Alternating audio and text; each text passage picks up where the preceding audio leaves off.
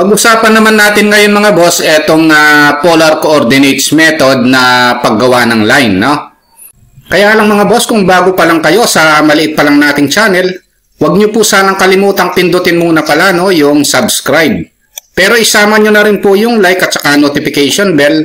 Isa sa pinaka-importanting method mga boss, etong polar coordinates method, no? Kasi dito, nailalagay natin ng maayos yung angle ng line, no? So, yung method na yan, pag nag-line tayo at nag-click na tayo, itatype natin etong at, no? Tapos yung length o yung haba ng line, tapos yung angle na symbol dito sa AutoCAD o yung less than na yon, tapos itatype na natin yung angle.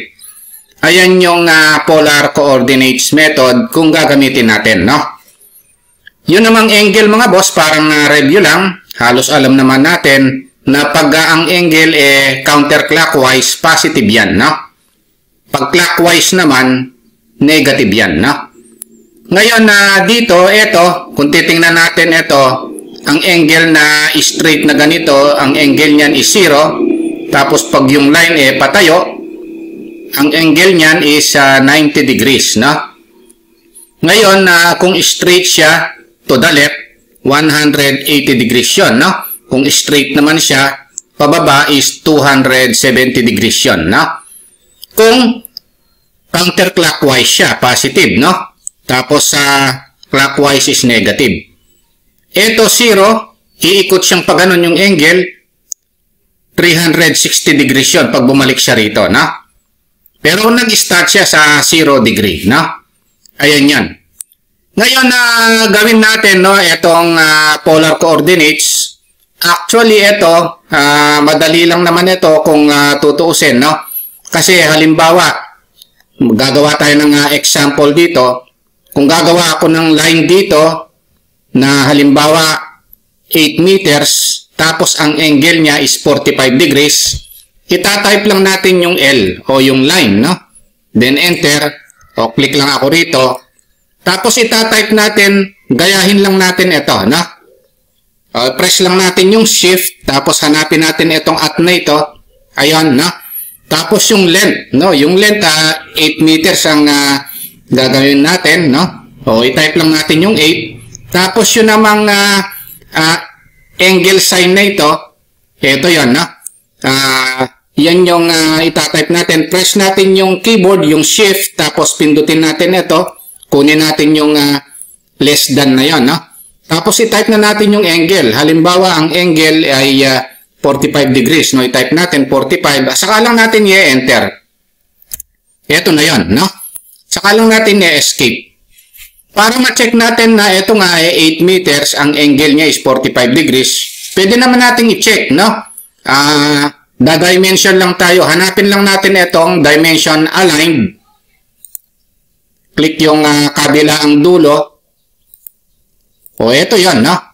8 meters siya. Baguhin lang natin itong color nito para humiwalay siya, no? Tapos, hanapin natin ngayon yung angle nito, no? Kung tama. So, sa dimension naman, meron tayong dimension angular dito. Select lang natin ito. Tapos ito. Ito yon, no? Ang angle niya ay 45 degrees. So, ganun yun mga boss, no? Halimbawa, dito naman sa tabi niya, maglaline uli ako. Kuha lang ako ng ibang color. Line, enter, tapos click. O, halimbawa, 5 meters, no? Shift at, o yun, itatype lang natin yung at, tapos yung 5 na length, sundan lang natin ito, no? Tapos itong angle sign, no? Which is yung less than yan. Shift, tapos yung less than, kunin natin. Tapos, 30 degrees. So, type natin 30, then enter. Ito na yon, no? Ito, 5 meters, angle nito, 30 degrees. So, para ma-check natin, gagawa lang ako ng temporary line dito, no? Ortho-on ko lang. Tapos, max properties ko muna para parehas yung color dito. Humiwalay, no? Check natin yung angle kung 30 degrees nga ito. So, ito yon, no? 30 degrees siya. Yun namang length niya. Pagka naka-slant kasi, ang aligned, no? Yung dimension niya, end to end. So, ito yon, no? 5 meters siya, no? Ayan yung polar coordinates method, no? Pag-usapan naman natin ngayon mga boss, itong relative coordinates method, no?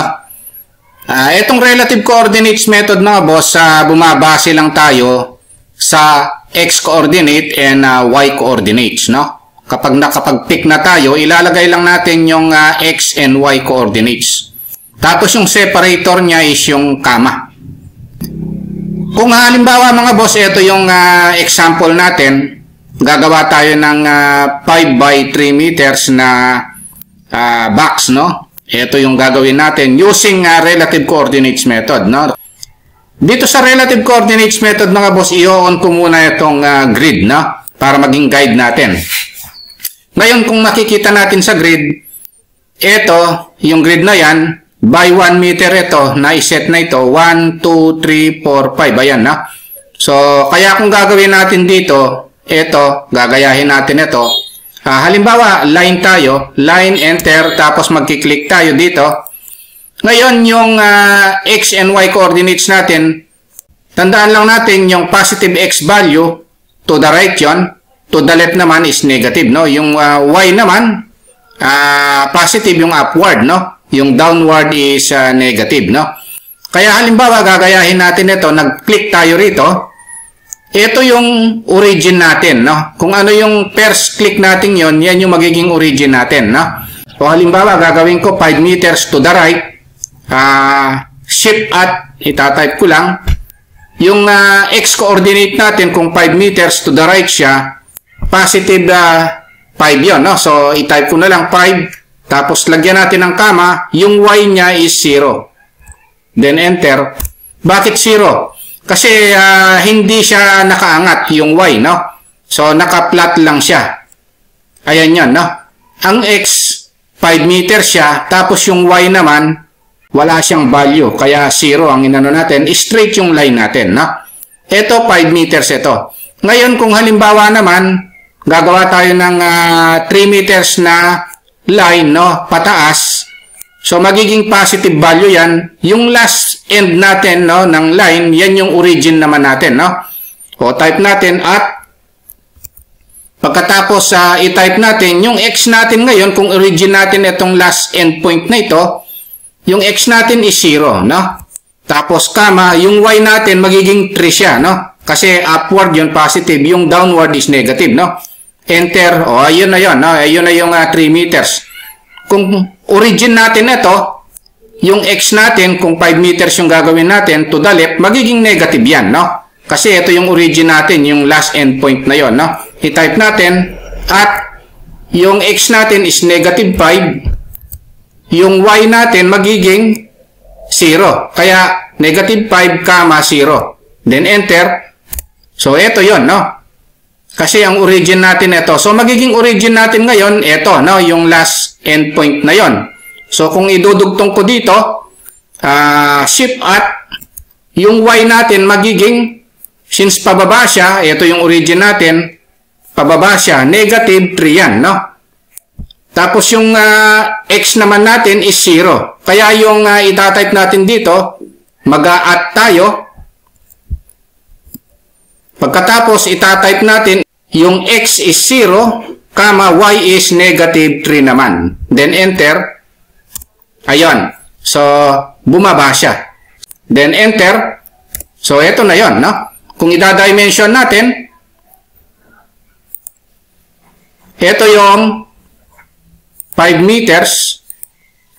Eto naman yung 3 meters, no? Ayan yung relative coordinates method. So, at x, y lang yung tatandaan natin, no?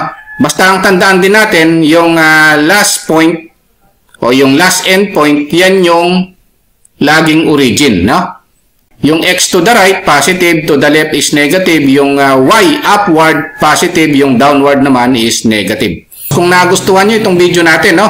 Huwag nyo po sanang kalimutang pindutin muna pala, no, yung subscribe dito sa maliit pa lang nating channel. Isama nyo na rin po yung like at saka notification bell. Thank you very much at God bless po sa inyong lahat.